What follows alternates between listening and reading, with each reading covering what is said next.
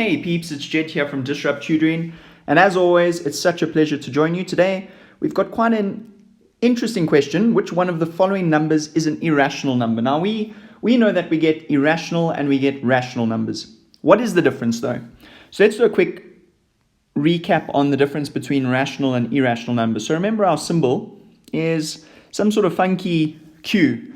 That is a rational number. Now, what do we know about rational numbers? Well, we know rational numbers either end, so we know they definitely end. Okay, so what do I mean by that? So, there's a decimal point. After the decimal point, they have a definite ending, or there's some sort of recurring pattern within the decimal sequence. So whether it's 13131313 or 3333 or 66666666, there is some sort of recurring pattern within the numbers that follow the decimal point. Now, a very easy way to remember a rational number is a rational number can be represented as a fraction. Okay, so a rational number can be represented as a fraction. When it comes to an irrational number, we have this funky Q that looks like that. And an irrational number, we know they're very specific examples, but the point is an irrational number is anything that isn't a rational number. So anything that you can't represent as a fraction.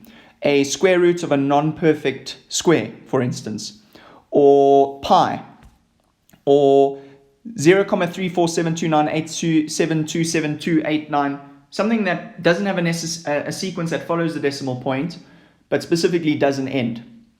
So if we look at our question now with that in mind, we have these four options. So we know that A is out because they've represented it as a fraction. So that means that is definitely a rational number. If we look at C, we can see that they've represented it as a recurring number, and we know that is a rational number, so we can get rid of C. If we look at D, what is the cube root of 64? Well, the cube root of 64 is 4, and the cube root of negative 64 is going to then be negative 4. So negative 4 is also can be represented as a fraction, and therefore it is a rational number. So we know that D is out. We said that an example of an irrational number is one that is a square root of a non-perfect square. So that would mean B is the answer we're looking for to this particular question. Thank you so much to our sponsor for making this video possible. Remember to check out our website for more of these epic video tutorials. If you can't find the solution to your question, remember you can send us that question and we'll respond with a personalized video just for you. Until the next time, stay epic.